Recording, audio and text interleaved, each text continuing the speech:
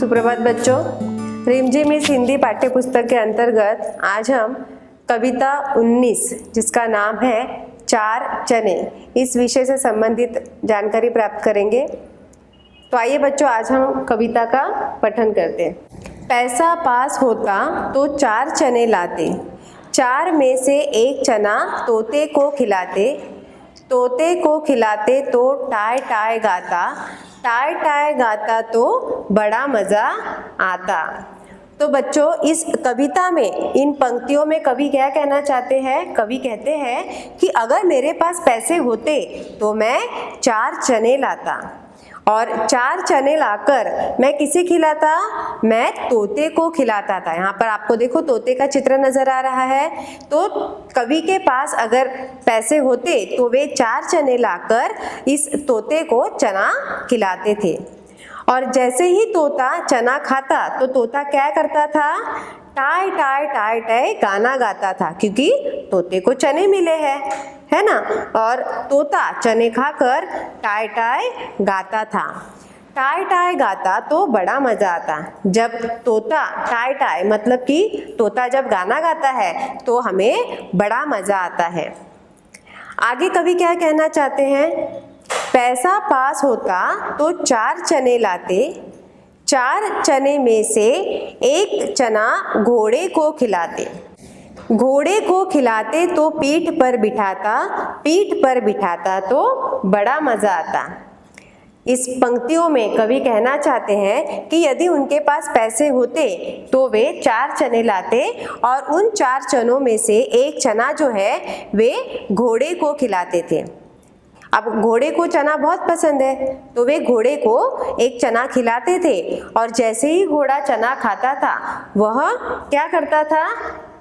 वह चना खाकर पीठ पर बिठाता था, और पीठ पर बिठाता तो बड़ा मजा आता। मतलब कवि को इस घोड़े की पीठ पर बैठना है, तो उस घोड़े की पीठ पर बैठने के लिए कवि कहते हैं कि अगर मैं उस घोड़े को एक चना खिलाता तो वह मुझे पीठ पर बिठाता, और अगर मैं पीठ पर बैठता तो मुझे बड़ा मजा आता। पैसा पास होता तो चार चने लाते, चार में से एक चना चूहे को खिलाते, चूहे को खिलाते तो दांत टूट जाता, दांत टूट जाता तो बड़ा मजा आता। इस पंक्तियों में कवि कहना चाहते हैं कि अगर मेरे पास पैसे होते तो मैं चार चने लेकर आता था, और उस चार चने में से एक चना मैं इस चूहे को खिलाता था, और जब चूहा चना खाता था तो उसका एक दांत टूट जाता, और इस तरीके से मुझे बड़ा मजा आता। क्योंकि देखो बच्चों, जो चूहा है उसके दांत इतने नुकीले होते हैं कि वह क्या करता है? हमारा बहुत नुकसान करता है ना। कुछ चीजें कुतर डालता है। तो इस चूहे को अगर वह चना खिलाते तो उसका दांत टूट जाता, और इस तरीके से कवि को बड़ा मजा आता था। तो चलो बच्चों, अभी प्रश्न उत्तर की ओर बढ़ते हैं।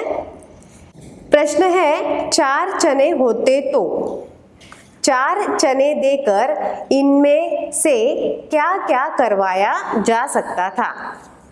अब सबसे पहले माली को अगर चार चने देते तो माली क्या करता था?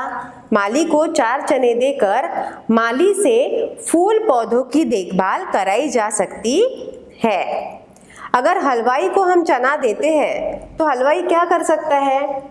हलवाई को चार चने देकर हलवाई से जलेबियाँ ली जा सकती है, क्योंकि हलवाई जो है वो बहुत अच्छी जलेबी बनाता है, तो हम उससे जलेबी बनवा सकते हैं।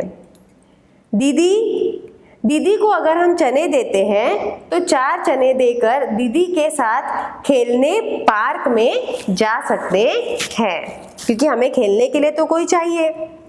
दोस्त को अगर चने देते तो चने देकर दोस्त को अपने घर खेलने के लिए बुलाया जा सकता है।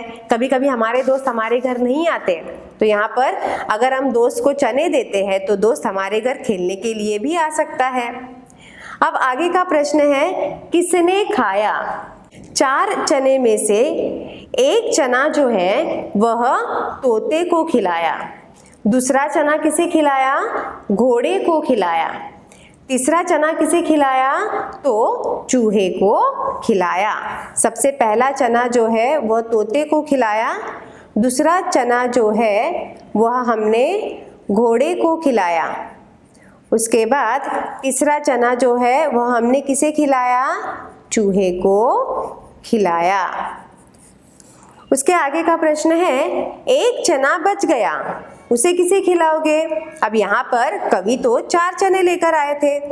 एक चना उन्होंने तोते को खिलाया, एक चना घोड़े को खिलाया और एक चना चूहे को खिलाया।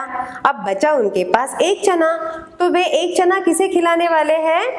वे एक चना पालतू खरगोश को खिलाने वाले हैं। किसे खिलाने वाले हैं? पालतू खरगोश को खिलाने वाले हैं। तो इस तरीके से बच्चों इस कविता में हमने कवि जो है वो चने देकर मजा लेना चाहते हैं। इस तरीके से यह कविता समाप्त होती है। धन्यवाद।